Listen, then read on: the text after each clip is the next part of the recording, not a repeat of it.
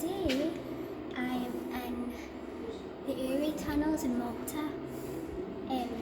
So yeah, this is it.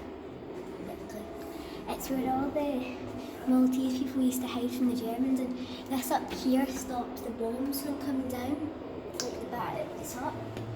So, hold on a second. So tell them the story about people living here.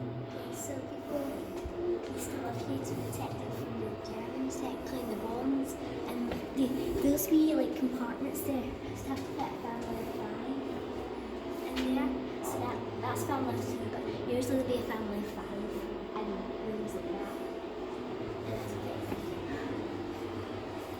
And it tells you facts about them. It says family of 5 or 6 could apply for a permit to dig a small private room. Yeah, so they could dig like a room in here, so there's more space for them.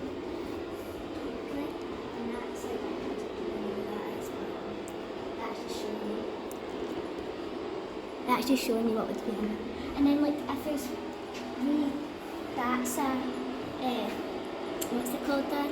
It's the wee room, like a wee chapel. A wee chapel room to, because that's how they think God would save them. And by the way, that noise is like what it would be like when all the bombs and the airwaves and the aeroplanes would come over. Oh my God, what's that guy doing, Dad? He's going mental, I think. Yeah. You go mental down here for years? Yeah, I think he's going a bit crazy. That bed's better than your bed in the hotel room. Not really. Anyway, and these wee holders here we used to put candles so they could see when they like walked around. And here's a guy digging to make a bigger room, is it? But we didn't get to finish it because the World War II ended, so yeah. There's more facts here. It says, by July 1942 the population of Malta stood at 842 persons, with an additional 1,117 refugees coming from badly hit parts of the island. Yeah, so that's... It smells a lot like horse poo in here. There's a dummy up there. I don't know what he's representing.